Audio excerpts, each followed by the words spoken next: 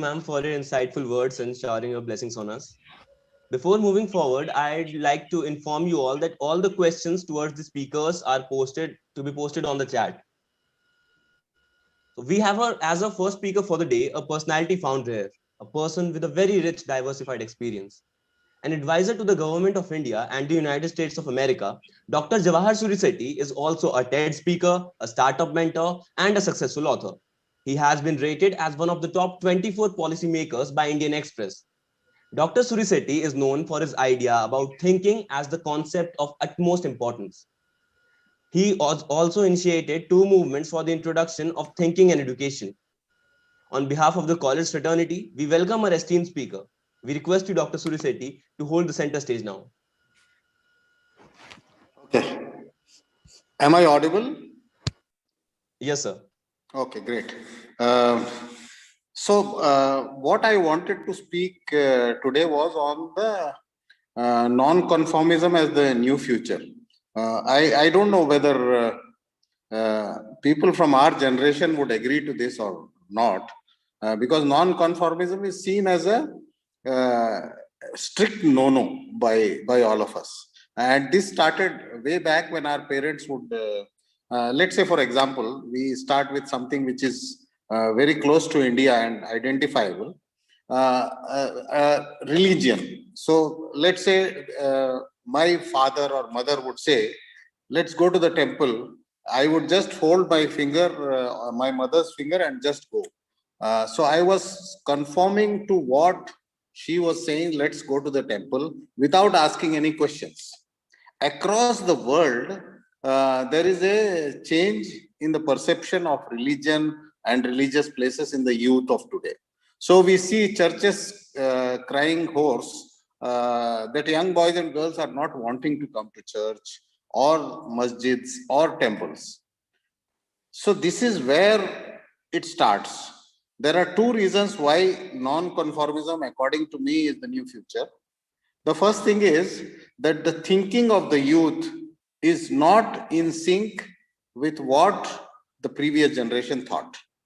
And which is an obvious thing. They are more exposed due to internet, etc., etc. We were not. So our thought process was more of conformism to the social norms that were there. The young boys and girls of today do not agree to, not all, but many issues. One being religious places. So what they do when the young boy's mother today asks them to go to the temple with her, they would say, "Mujhe kya milega? What will I get if I go to the temple or masjid or church?" So since any religious questions were devoid of logic, I would say my parents used to say that you should go to a temple. That's why I am going. There is no logic to whatever I am saying. But today's boy or girl would say, no, you give me a reason, I'll go. I am not averse to going to the temple, but give me a good logical reason why I should go. And we did not have, because we did not question our parents. We were conformists. So when this young boy or girl of today has started questioning, I might feel uncomfortable. But I think this is where it leads to social change. I'll give you an example. So I was called to Columbia University of New York for a keynote address. And the gentleman, the chancellor of Columbia University of New York, one of the Ivy League universities, was justifying why an Indian has been called as the keynote speaker today. He was saying that since Dr. Jawahar has done his research in the US and very rich research on the minds of children, he has been called. But he also made a very curse remark about India. He said that most of the Indian research is cut, copy, paste. Now, there were 1,300 vice chancellors in the huge auditorium. It was an educational powerhouse, I will call that. I was feeling very insulted because I was the only Indian in the auditorium. So I said, I'll get back to the white gentleman who said this. So during my keynote speech, I raised a question, which I am raising to all of you, and which I raise usually in every place, that what do you teach in your pre-K, as it is called in the US, or preschools in India? So one vice chancellor raised his hand and said 1 to 10 and A to Z. So I said, with all the original research that you do, we also teach the same thing. But my question is not that. My question is that when you teach A to Z, it's fine. When you teach 1 to 9, it's fine. 1, 2, 3, 4, 5, 6, 7, 8, 9. But when you teach 10, have you taught the 0? So there was absolute silence. The problem with conformity is this. My parents have and teachers have taught me 1 to 10 and A to Z. My grandparents have taught their children A to Z 1 to 10. And I am teaching my children A to Z 1 to 10 without having a logic on why I should teach A to Z 1 to 10. So non-conformity helps when I start raising these questions. So Columbia University funded my research of 1 lakh US dollars, an Indian which they were trying to put down in the beginning, by saying that please tell us what we should teach, how we should teach to our pre-K children, which is famously known as the Think curriculum, which is funded by Bill and Melinda Gates Foundation today. So non-conformity, or asking questions which are not at present applicable to the society, are some things which change to social, which lead to social change. So I think what they are doing now is they are teaching 0 to 9 instead of 1 to 10 in schools, in 300 schools that Think curriculum is doing. Leaving that aside, if you look at the 3 major places, one is the religious places, one is the schools and colleges, and the third is the corporate houses. All these 3 places, non-conformity is what leads to change. I'll give you an example again. So in a very important milestone in the world history, 8 innovators were called by Samsung to the US, to the Silicon Valley, and there was one from India. So when we reached the US, we were given by the United Nations a task. This was way back. This was way back in 1998. The task given by the UN to all 8 innovators was, how do we save water? Water is going to be a very scarce resource in the. So again, when we started to brainstorm, the conformity in us, or the conditioning of conformity in us, was trying to bring in old ideas that I will try and retrieve water from the seas and oceans, desalinate them, do the reverse osmosis, and create a space of water for ourselves. But we try and forget very simple things. So I raised, it might sound very dirty, but since it's a part of the research, I am saying this. So what I said is a very simple thing. I am a non-technical person. I am a illiterate person, not been to school till 12th. But the problem is that the thinking that I am doing probably is non-conformist. So what I said is that when you go, in a day, generally for all human beings, and this is a fact, in all human beings, we shit once in a day on an average, and we piss 5 times in a day. So every time I flush, 5 liters of water is down the drain. So I said, why should we not have 2 buttons? Because a piss does not require 5 liters of water, it requires just 2 liters of water. So a small button and a big button. The bigger button when you shit, the smaller button when you piss. So if on an average I go 5 times, every time I piss, I save 3 liters of water. So 15 liters of water saved by every human being just by a small button added to the flush.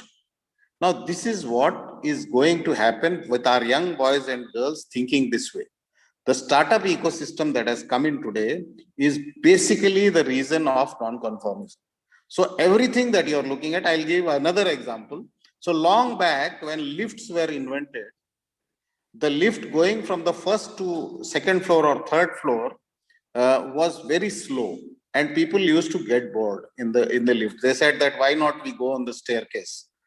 But then what happened is they could not increase the speed of the lift because motors were not all that sophisticated then.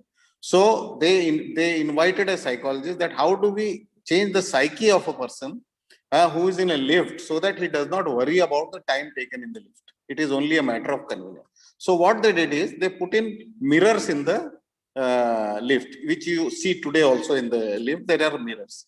So what they did is that, not conforming to the thought that lift is meant for going from X place to Y place vertically, they put in a factor that human psyche is always on the lookout for seeing oneself in the mirror. So if you have nothing to do, you go and see yourself in the mirror. So forced in a lift alone, a person adores or tries to see what is right with him or wrong with him in the mirror, and by that time he has reached his destination to the second floor or third floor.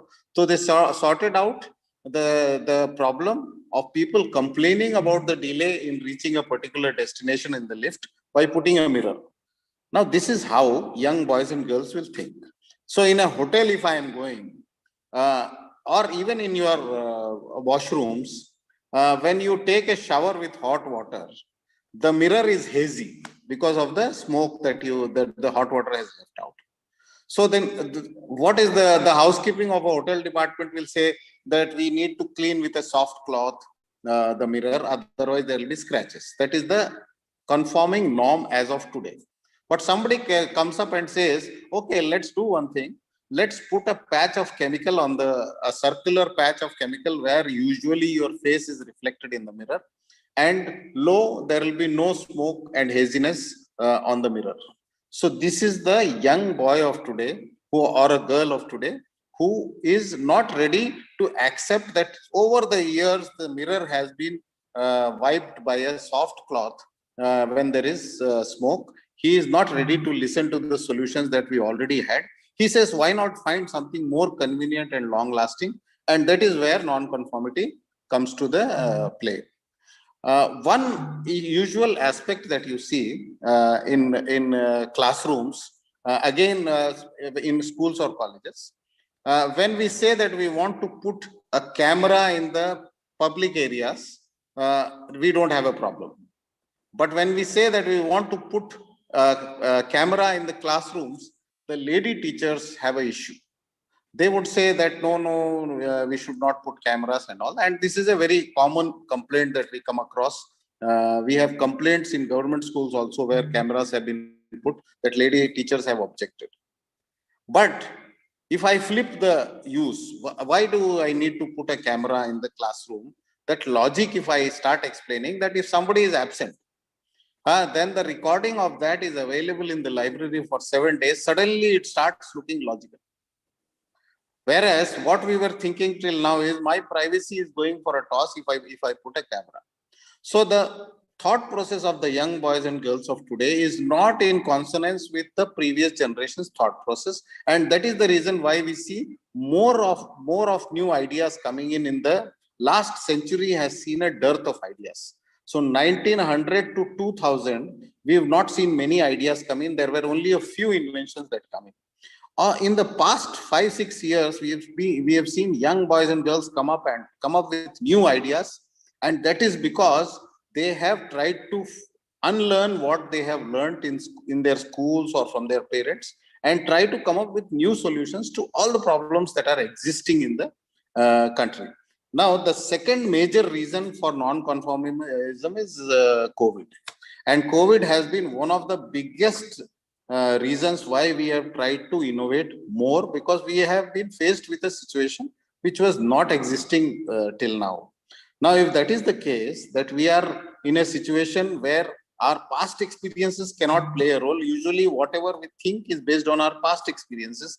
Since our past experience did not have anything like COVID, we started thinking new, and that is true for generations, our generations also. We've started non-conforming to what we were conforming earlier. So teachers from the past generation who were not very good with computers have started teaching online, which is the new norm, and so on and so forth. So majorly we see that the lockdown especially has given us a thought process that how I should behave during crisis, and as well as when nothing is available to me, then I find a way out. And that is what is required.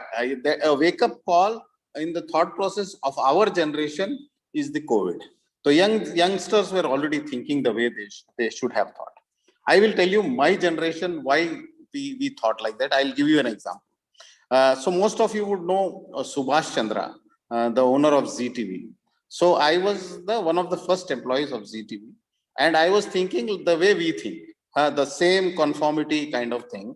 So I was in Jaipur, and we were building a studio. My sister sent me on fax. That time there were no mobile phones. On fax, a wedding card, her wedding card, and said that wanted 50,000 rupees. 50,000 rupees for the wedding. So the same wedding card I wrote to Subhash Chandra, SC, I want a loan of 50,000 and sent the fax to Subhash Chandra. Within 2 minutes, the fax came back rejected. So I was one of the oldest employees of Z. I was the project head of SL World, etc., etc. So I did not understand why he had rejected my loan application. So next day, early morning, I was in a fit of rage, and I left for Mumbai from Jaipur and went to his house. He said, "I'm going to the office. Let's drive together." So we went to the office. Till the office, I didn't want to raise a ruckus at home. Till the office, I kept quiet. And in the office, he said, "What is it?" So I shouted at him that I have been with you for 12 years. This, I have done this. My whole biodata, I spoke out loud to him and I shouted it. And I said, "And what you give is a rejection to my 50,000 loan." He said, "You are done." He picked up the phone, called his PA, Annette, and said, "Annette, come inside and Jawahar sir ka envelope liya." Okay. So she brought an envelope. And then he said, what I see that my thought process was wrong, how he was right, and I did not understand what he was thinking when he had rejected, is he said, "Jawahar, मैं एक मारवाड़ी हूँ, और if you've done so much for my business, you should not have asked for a loan. This company belongs to you as much as it belongs to me. You have every right to demand 50,000 from me. But since you wrote that word loan, I rejected it. So I am even now rejecting a loan." And then he gave me the envelope. He said, "This is 5 lakh rupees for your sister and to and fro tickets for you and your wife to your sister's marriage." Now see, when somebody thinks ahead of what you are thinking, that is perceived as non-conformity today. But tomorrow that becomes the conformity.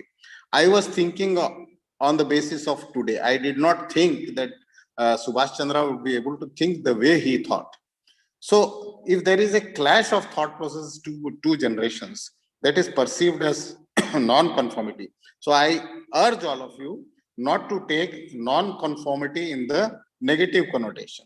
It is only thing, it is only that we or whoever is a non-conformist might be thinking ahead of his times. And if he is thinking ahead of his times and the rest of the people are not thinking the way he thinks, it might be construed.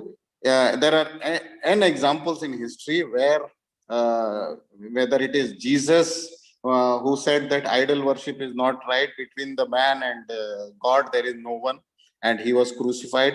It might be Raja Ram Mohan Roy during the Bengal period, pre-independence, where widows were not given a place in history, and the society said there is no place for marriages, for widows in marriages, etc.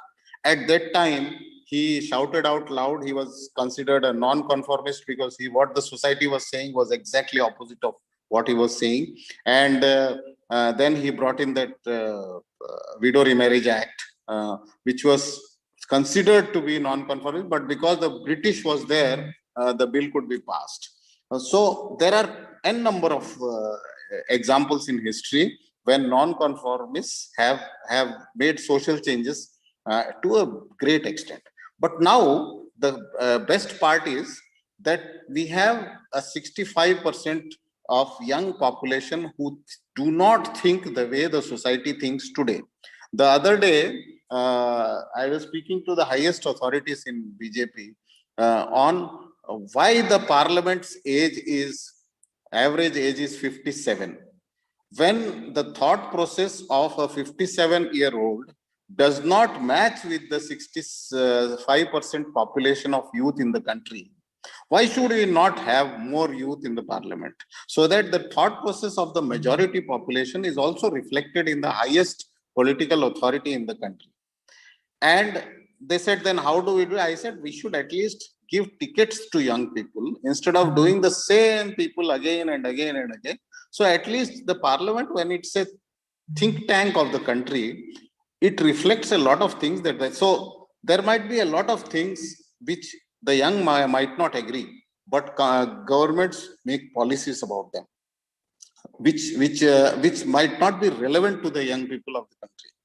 And that is the reason why I say that the majority of people, when they think as non-conformists, actually, maybe 10 years from now, that is the norm. So it is not right for us as elder or the older generation to pinpoint and say that the young people are not listening to us, they don't respect us anymore, or they do not go to religious places, etc., etc., etc. That is the way forward for me, and that is where I see that fanaticism in the name of religion is going to reduce, because these boys and girls think differently. It might sound, because in our times even love marriages were considered to be non-conformity, but now it has become a norm. Similarly, what you might be thinking today might be a norm tomorrow. So there is no point naysaying all that the youth are doing today, because probably we are conditioned in as conformists to the previous doings that we were doing. Right or wrong, we would never question that. If somebody is questioning it, logically, let us analyze. It is not right to say that always the young boy or girl thinks right. I am not saying this. But if I am logically able to step back and analyze why he is raising this issue, whether it is in terms of colleges, schools, whatever. So if there is, let's say the student is not coming to class is a very common complaint in the colleges. Okay, not coming to class. Why he is not coming to class? Let us step back and analyze. So the industry says that the colleges are producing people who are not employable to the extent of 75%. So what is it that the colleges are doing if they are not producing students who are employable? So maybe even entrepreneurial. So we will have to step back and understand that the student is not coming to college because he thinks it might be a waste of time. So why not think that way and then come to a solution where if we are able to think that let us try and rectify a system wherein the industry will take what the industry wants and try to inculcate that into our college curriculum. No, we are sacrosanct. The university prescribes this. I want to do this. See, SSCBS, I know, is one of the premier BBA colleges in the country. And fortunately, it's a part of the government system. But still, if it is able to come up and give so many employable students, why not learn from it? Why go to the same thing that I want to do this because this curriculum has been given to me and I don't want to do anything extra to make the student employable? So we are just going through the roles and saying that I will do what has been prescribed to me, whether the industry wants to take them or not is their headache. If that is the attitude of the younger generation of the institutions, then the student will not come to colleges. This we will have to realize sooner or later. If there is no advantage of coming to school, as a conformist, I was supposed to go to college because my parents used to say, go to college. I was conforming to it. But today the student will ask, what do I get in college? If we don't have an answer to that, then probably we'll have to relook at the whole system. And to a great extent, the new education policy that has come in looks non-conformist to me in today's milieu, but it is a fantastic document which is very futuristic. And I am saying this officially that for the first time in the policy making of education, the government is not at the center, the institution is not at the center, the student who is our client is at the center. And that this kind of policy making might look very non-conformist, but it's a matter that I see, if implemented properly, the new national education policy is going to be a future of social change in the country, with the young boys leading this social change. So I am of the opinion that as young boys and girls, please keep your eyes and ears open. Not all the things that the older generation or conformist generation was doing was wrong. If you can improve on it, see, in the startup ecosystem, the thought process is like this. If you have a solution to any problem, please bring it. If there is already a solution to the problem, please improve it. Please improve the solution. So if you have a solution which is better than the previous solution, please bring it ahead.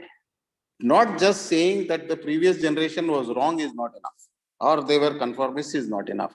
Come up with solutions, and then your non-conformity is accepted.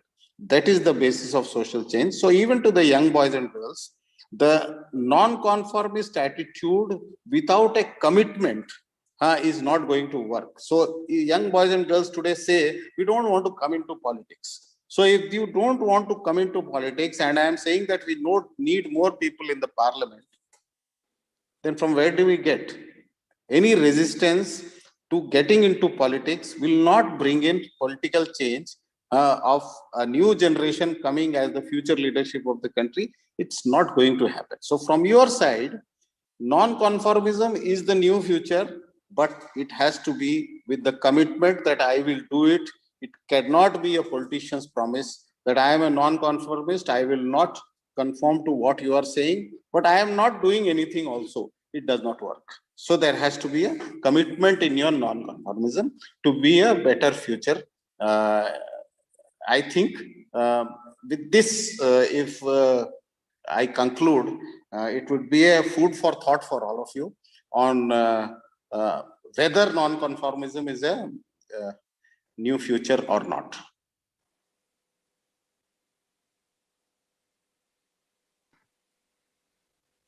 Thank you so much, sir. We are really enlightened by your words. So before moving on to the Q&A with Surisetti, sir, I would like to welcome Mr. P. Narhari. Thank you, sir, for joining us today. Yeah, thank you so much for inviting me. Thank you. Yeah, thank you, sir. So, sir, as we all know that today we are streaming live on YouTube as well. So we have our audience posting up questions for you there. So Dr. Jawahar Surisetti, sir, I'd like to pose those questions to you. So, sir, the first question coming up with us is, someone's asking that about your first topic, you mentioned that most of youths today don't want to go for religion houses. Is this a public responsibility or family one? Then why young youths are in sometimes forced to believe on their family beliefs? Okay, so this is a great question. So there was a religious place in all homes earlier. So we used to gather early in the morning, and there was a ritual happening. With the shortage of space and nuclear families coming in, there has been a key sociological change in which we have done away with the religious places officially. There might be a photo here and there. So religion went out of the home to the religious places. So we have a temple nearby which we go, or we have a mosque or a church. Now, since on a daily basis, I was seeing my religion and religious practices happening, my belief system used to be very strong. But the young boy and girl is not exposed to the same atmosphere these days. Plus, he is more open-minded. He is not conditioned to believe blindly that religion is this and religion needs to be done like this. So he starts questioning. When he questions his parents also blindly. When they say that we should visit religious places, he asks them, what will I get out of it? I am saying that the fault lies in the parent. When he or she is not able to, there might be a very strong reason to go to a religious place, but they are not able to put forward their words in a logical sense that you should go to this religious place because of this reason. And because of this lack of logic, the child or the young boy or girl starts staying away from religion because he does not see. And the same reason, he stays away from the attendance in colleges if there is no reason why she should attend colleges, and there is logically no gain if he attends college. So the attendance in colleges is also the same reason. We ask the same question and he says, I don't want to go there. So they would go for a CA, they would go for a CS coaching. The same logic applies to religious places. So the student or young boy is not at fault. He is asking the same question everywhere. The family, if it is really religious in nature, then logically they should be in a position to be able to make them understand that these are the benefits of religion. But if they are not able to do so, then they can't force them. This generation is not going to be forced to do anything, and that's a thought process that you will have to live with it. Thank you, sir. So the next member is asking that, sir, I'm well aware of your Think India movement for the education system, and I'm curious to know who gave you the title, the Think Professor. I think, sir, this is a question of every one of us. If you would like to share that one moment with us when you were honored with this title. No, Think Professor was given to me by Columbia University, the incident that I told you about 1 to 10 and 0 to 9. Why 0 is not taught. But the basic reason why this Think for India movement was created was because of lack of school education. I was able to think in a way which usually the conditioning of going to school does not happen.